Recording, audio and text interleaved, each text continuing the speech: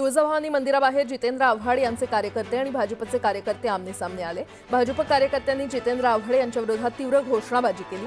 भाजप कार्यकर्त्यांनी जितेंद्र आव्हाड यांची कार अडवली। जितेंद्र आव्हाडांनी तुळजापूर मंदिर विकास आराखड्याबाबत आढावा घेतला। आव्हाड यांनी गाभारा दुरुस्तीच्या कामाला विरोध करत या कामाची पाहणी केली। शासकीय विश्रामगृहात भोपे पुजारी आणि पुजारी मंडळाशी चर्चा केली। कोणत्याही परिस्थितीमध्ये तुळजाभवानी मंदिराच्या गाभाऱ्याला हात लावू देणार नाही अशी आक्रमक भूमिका जितेंद्र आव्हाड यांनी घेतली आहे। ज्या पायऱ्यांवरून छत्रपती शिवाजी महाराज गेले त्या पायऱ्या आणि देवीच्या गाभाऱ्याला हात लावू देणार नाही असा इशारा जितेंद्र आव्हाड यांनी दिलाय। तुळजाभवानी मंदिरासमोरील गोंधळानंतर भारतीय जनता पक्षाच्या कार्यकर्त्यांनी तुळजापूर पोलीस स्टेशनमध्ये जितेंद्र आव्हाड यांच्या विरोधात तक्रार दाखल केली। आव्हाड यांच्या विरोधात तक्रार दाखल करण्यासाठी मोठ्या संख्येने कार्यकर्ते पोलीस स्टेशन बाहेर एकत्र जमले होते। केंद्र सरकारकडून कॅबिनेट बैठकीत आज 3 महत्त्वाचे निर्णय घेण्यात आलेले आहेत। 4 नवीन सेमीकंडक्टर प्रोजेक्टला केंद्रीय मंत्रिमंडळाने मान्यता दिली आहे। लखनौ मेट्रोचा फेज 1B चारबाग ते वसंतकुंज मार्गासाठी मंजुरी देण्यात आलेली आहे। तर अरुणाचल प्रदेशातील 700 मेगावॅट क्षमतेचा जलविद्युत प्रकल्प देखील मंजूर करण्यात आला आहे। महाराष्ट्र रोजगार हमी योजना समितीने आज खरं तर दुसऱ्या दिवशी यवतमाळ जिल्ह्याच्या राळेगाव, कळंब आणि बाभुळगाव या तालुक्यांचा दौरा केला। कळंब तालुक्यातील रोजगार हमी योजनेच्या कामात अनियमितता आढळून आल्याने समिती प्रमुख सुनील शेळके भडकले। गटविकास अधिकारी आणि ग्रामसेवकांना त्यांनी चांगलंच धारेवर धरलं।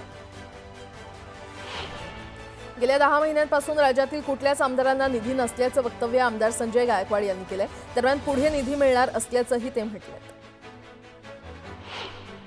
नवी मुंबईच्या विकासात मोलाचा वाटा असणाऱ्या 40 ते 50 वर्ष जुन्या मराठी सामाजिक संस्था संपवण्याचा घाट नवी मुंबई महापालिकेने घातला होता। याबाबतची बातमी न्यूज 18 लोकमतने दाखवल्यानंतर वनमंत्री गणेश नाईक यांनी या सामाजिक संस्थांना पाठिंबा देत विनानिविदा कायमस्वरूपी जागा देण्याचे निर्देश महापालिकेला दिले।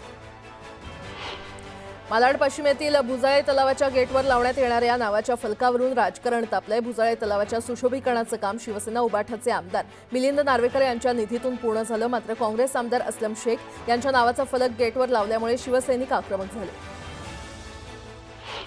दहिसर टोलनाक्याच्या सिग्नलवर वाहतूक पोलिसांची दादागिरी पाहायला मिळाली। व्हॅन चालकाला मारहाण करणाऱ्या वाहतूक पोलिसावर गुन्हा दाखल करण्याची मागणी करत मनसेनं वाहतूक शाखेत ठिय्या आंदोलन केलं। पुणे जिल्ह्यातील पाईट पापळवाडी या परिसरात चांदूस घाटातून जाणारी एसटी बस अचानक मागे सरकली। यावेळी अपघात होता टळला। चालकाने प्रसंगावधान राखून सर्व प्रवाशांना सुखरूप बाहेर काढलं। भीषण अपघाताचं दृश्य डोळ्यासमोर उभं राहिल्यानं प्रवाशांच्या काळजाचा ठोका चुकला। नागपूर जिल्ह्यामध्ये 13 ते 15 ऑगस्ट दरम्यान अतिवृष्टीचा इशारा देण्यात आलेला आहे। 13 ते 15 ऑगस्ट दरम्यान नागपूर जिल्ह्याला येलो अलर्ट जारी करण्यात आला असून नागपूरच्या काही भागात अतिवृष्टी तर वीज पडण्याचा धोका वर्तवण्यात आलाय आणि त्यामुळे नागपूर प्रशासनाकडून नागरिकांना सतर्कतेचं आवाहन करण्यात आलंय। धुळे जिल्ह्यामध्ये कांद्याला 600 ते 1100 रुपये दर मिळतोय आणि त्यामुळे शेतकऱ्यांनी चिंता व्यक्त केली आहे। सातत्यानं दर घसरत असल्यानं कांदा उत्पादक शेतकरी संकटात सापडलाय। दरम्यान 1500 रुपये दर देण्याची मागणी शेतकऱ्यांनी केली। जळगावच्या धरणगाव तालुक्यात राष्ट्रवादीच्या कार्यकर्त्यांनी गिरणा धरणातून पाणी सोडण्याची मागणी केली। यावेळी जिल्हाधिकाऱ्यांना निवेदन देत ही मागणी करण्यात आली। सौंदत्तीच्या यल्लम्मा मंदिरात पावसामुळे भिजलेल्या नोटा उन्हात सुकवल्या। दानपेटीतील नोटा भिजल्यानं या नोटा उन्हात सुकवत ठेवण्यात आल्या आणि त्यामुळे कर्मचाऱ्यांची एकच धांदल उडाली। धुळ्यामध्ये धर्मांतरणाचा बनाव करून दुसरं लग्न करणाऱ्या पोलीस कर्मचाऱ्याला पोलीस दलातून बडतर्फ करण्यात आलेला आहे। धुळे जिल्ह्यात खोटं धर्मांतरण केल्याच्या आरोपात बडतर्फ केल्याची ही पहिलीच कारवाई आहे। इंदापूरमध्ये कर्कश आवाज करणाऱ्या बुलेटधारकांवर कारवाई करण्यात येणार आहे। कर्कश आवाज आणि नियमांचं उल्लंघन करणाऱ्यांवर कारवाई करण्याचा इशारा पोलिसांनी दिला आहे।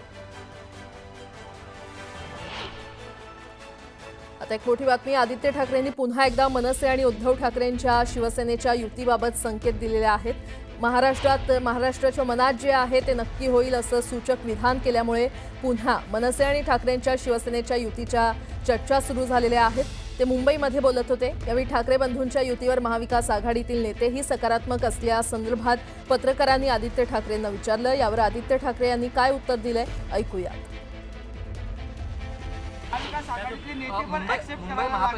चिंता करू नका, महाराष्ट्राच्या मनात जे आहे ते होईल।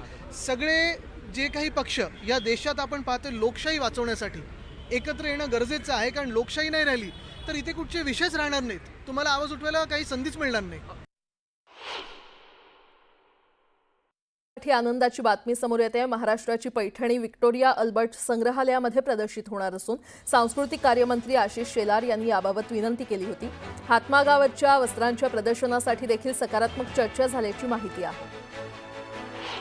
भंडाऱ्याचे जिल्हाधिकारी डॉक्टर संजय कोलते यांची तडकाफडकी बदली करण्यात आली आहे, तर नंदुरबार जिल्हा परिषदेचे मुख्य कार्यकारी अधिकारी सावंतकुमार भापरसे यांची भंडाऱ्याचे जिल्हाधिकारी म्हणून नियुक्ती करण्यात आली आहे.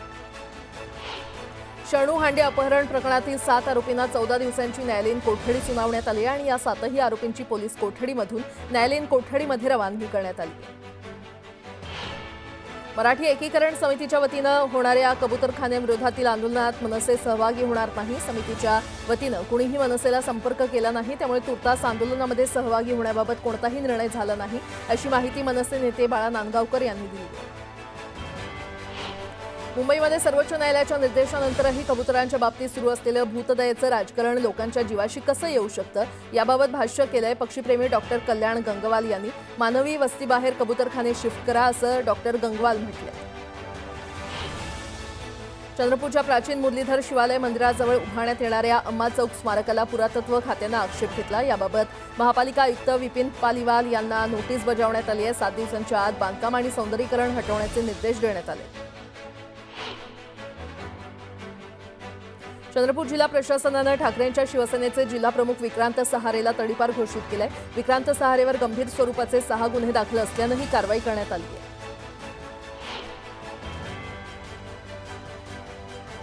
अकोल्यामध्ये असंघटित कामगार संघटनेकडून जिल्हाधिकारी कार्यालयासमोर धरणे आंदोलन करण्यात आलं. इमारत आणि इतर बांधकाम कामगारांना मिळणाऱ्या योजना टप्प्याटप्प्यानं बंद होत असल्याचा आरोप करत हे आंदोलन करण्यात आलं. घरकुल समितीनं कराड पंचायत समितीवर मोर्चा काढला. घरकुलचे रखडलेले हप्ते देण्याची मागणी करण्यात आली आहे. तातडीनं मागणी पूर्ण करण्याची मागणी करण्यात आली आहे. लातूरच्या अहमदपूरमध्ये गाढवांना सोबत घेऊन मोर्चा काढण्यात आला. तालुक्यातील विविध समस्या तातडीनं सोडवण्याची मागणी यावेळी करण्यात आली. दारू पिण्यावरून झालेल्या वादातून मुलानंच वडिलांची हत्या केली. समाधान कोळी असं आरोपीचं नाव असून त्यानं वडिलांच्या पोटावर विळ्यानं गंभीर वार करत हत्या केली. या प्रकरणी धरणगाव पोलीस ठाण्यात गुन्हा दाखल करण्यात आला. जालना तालुक्यातील वंजार उमरद येथील एका तरुणीचा रात्री 2 वाजता मृत्यू झाल्याचा दावा करत कुटुंबियांनी सकाळी 4 वाजता अंत्यविधी उरकून घेतला आणि त्यानंतर पोलिसांना संशय आल्यानं पोलिसांनी तरुणीच्या वडिलांसह 2 भावांना चौकशीसाठी ताब्यात घेतले.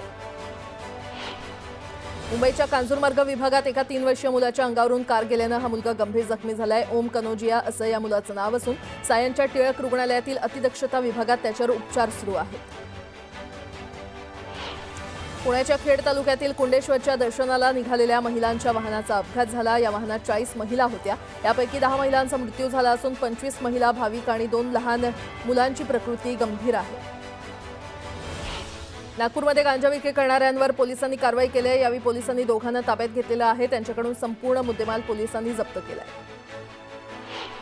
मुंबईमध्ये मंडपासाठी खड्डे खोदल्यास गणेश मंडळांना 15,000 दंड लावण्यात येणार आहे. तर हा दंड गणेश मंडळ भरणार नाहीत. हा रस्ता पूर्ण न करू शकणाऱ्या आणि खड्डे न बुजवणाऱ्या सरकारलाच दंड लावण्याची वेळ आलेली आहे, अशी टीका उद्धव ठाकरे यांनी केली आहे. शिवसेनेचे आमदार संजय गायकवाड यांनी शरद पवार यांना टार्गेट केलंय. शरद पवारांची बरोबरी कुणीच करू शकत नाही. लोकप्रतिनिधी फोडण्यात शरद पवारांचा हातखंडा आहे, असा टोला देखील त्यांनी लगावलाय. वाद लपवून फडणवीस आपले स्वार्थ साधतात, अशी टीका जरांगे यांनी केली. उत्तराला प्रत्युत्तर मिळणारच. मुंबईमध्ये ऐतिहासिक विजय होणार, असा ठाम निर्धार त्यांनी केला.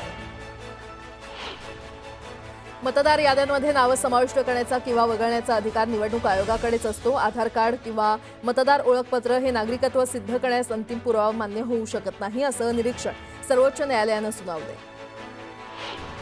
अमरावती महानगरपालिकेतर्फे हर घर तिरंगा भव्य तिरंगा रॅलीचं आयोजन करण्यात आलं होतं. नेहरू मैदान ते पोलीस आयुक्त कार्यालयापर्यंत ही रॅली काढण्यात आली. या रॅलीमध्ये NCC, NSS आणि स्काउट गाईडचे विद्यार्थी, पोलीस, होमगार्ड आणि सर्व शासकीय कार्यालयातील कर्मचाऱ्यांनी सहभाग घेतला होता. बहुप्रतीक्षित नागपूर पुणे वंदे भारत एक्सप्रेसला अपेक्षेप्रमाणे सुरुवातीपासूनच चांगला प्रतिसाद मिळू लागलेला आहे. या गाडीच्या शुभारंभाच्या नंतर येणाऱ्या पहिल्या रविवारी चक्क प्रवाशांना वेटिंग लिस्ट पाहायला मिळाली. 8 कोचच्या या गाडीमध्ये 400 सीट आहेत आणि त्यातील 300 सीट पहिल्या दिवशीच बुक झाल्या होत्या. सोलापूर पुणे मुंबई विमानसेवेसाठी उडान योजनेच्या धर्तीवर एका वर्षासाठी प्रति आसन व्यावहारिक तूट निधी उपलब्ध करून देण्यास राज्य मंत्रिमंडळानं मान्यता दिली आहे आणि या निधीमुळे सोलापूरकरांना कमी दरात मुंबई तसंच पुण्यासाठी विमानातून प्रवास करता येणार असून दर कमी होण्यास मदत होणार आहे. एसटी महामंडळाला 8 ते 11 ऑगस्ट या 4 दिवसांमध्ये प्रवासी तिकिटांच्या माध्यमातून 137.37 कोटी रुपयांचं उत्पन्न प्राप्त झालंय. यंदा रक्षाबंधन आणि त्याला जोडून आलेल्या सुट्ट्यांमुळे प्रवासासाठी प्रवाशांनी एसटीला पसंती दिली. मध्य आणि पश्चिम रेल्वे कॉरिडॉरवरील 39 उपनगरीय रेल्वे स्थानकं आणि 34 मेट्रो स्थानकांच्या MMI योजनेसाठी नियोजन सुरू आहे. तर यासाठी विशेष समिती स्थापन झाली असून उपनगरीय आणि मेट्रो स्थानकातील कनेक्टिव्हिटी सुधारण्यासाठी सर्वेक्षण केले जाणार आहे. 2024-25 मध्ये बनावट आणि भेसळयुक्त दुधाशी संबंधित 8,815 प्रकरणांमध्ये 36.72 कोटी रुपयांचा दंड ठोठावण्यात आलाय, जो मागील आर्थिक वर्षाच्या तुलनेमध्ये अधिक आहे. वसई तालुक्यातील नायगाव येथे थरकाप उडवून देणारी धक्कादायक घटना मीरा भाईंदर वसई विरार आयुक्तालयामध्ये घडलेली आहे. पोलिसांनी एका सेक्स रॅकेटचा पर्दाफाश केला असून यामध्ये आतापर्यंत 12 आरोपींना अटक करण्यात आलेली आहे. त्यात काही महिलांचा सुद्धा समावेश आहे. वाशिमच्या किनी राजा आरोग्य उपकेंद्रामध्ये आरोग्य कर्मचाऱ्यांवर हल्ला करण्यात आलाय. आरोग्य केंद्रामध्ये प्रधानमंत्री सुरक्षित मातृत्व अभियानांतर्गत शिबिर सुरू होतं. या शिबिरादरम्यान उपचारासाठी आलेल्या रुग्णांसमोरच स्थानिक गोर संघटनेचे अध्यक्ष चंदन ब्रह्मानंद राठोड यानं प्रयोगशाळा वैज्ञानिक अधिकारी आणि 2 आरोग्य सेविकांना शिवीगाळ करत मारहाण केली. पोलिसांनी या आरोपी विरोधात गुन्हा दाखल केला आहे.